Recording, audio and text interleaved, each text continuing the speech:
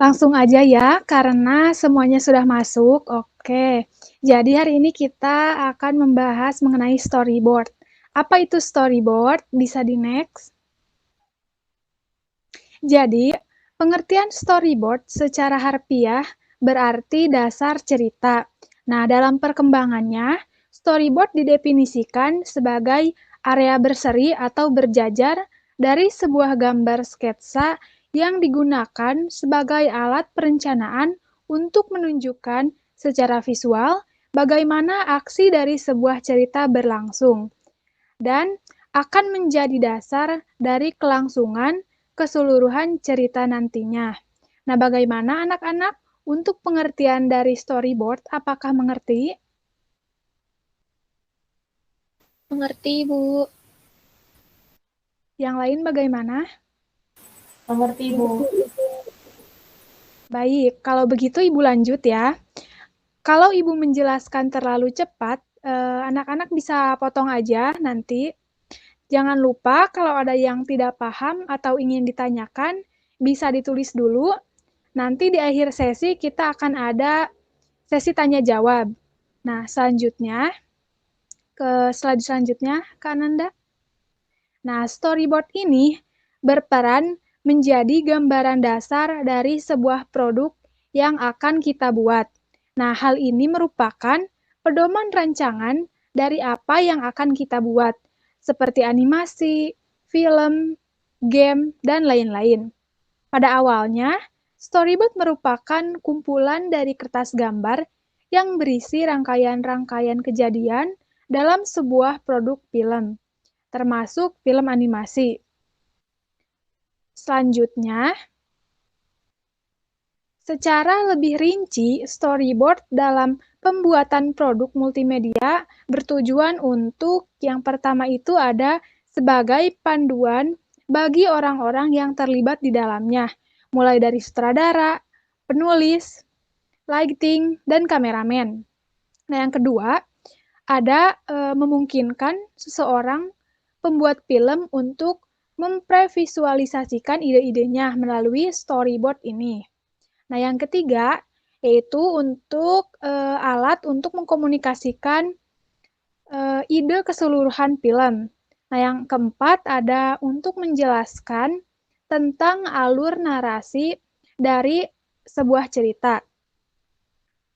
Baik anak-anak, sampai sini dulu ada yang bisa mengulang mengenai tujuan dari pembuatan storyboard, agar Ibu tahu bahwa kalian dari tadi itu menyimak apa yang Ibu sampaikan. Nah, ada yang ingin mengajukan diri terlebih dahulu sebelum nanti Ibu tunjuk?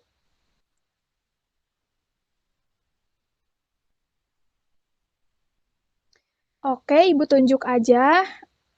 Di sini ada, coba Tiara. Tiara ada? Ada, Ibu.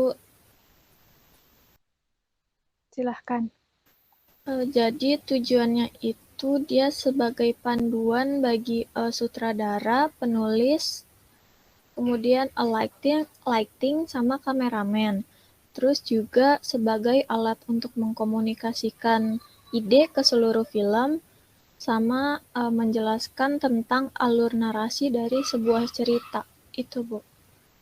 Oke, bagus ya Tiara. Jadi yang pertama itu ada sebagai panduan bagi orang-orang yang terlibat seperti sutradara dan kameramen dan yang lainnya. Yang kedua ada sebagai alat untuk mengkomunikasikan ide keseluruhan film ya. Yang ketiga ada menjelaskan tentang alur narasi dari sebuah cerita. Oke, berarti Tiara menyimak apa yang Ibu jelaskan. Semoga yang lainnya juga sama-sama menyimak.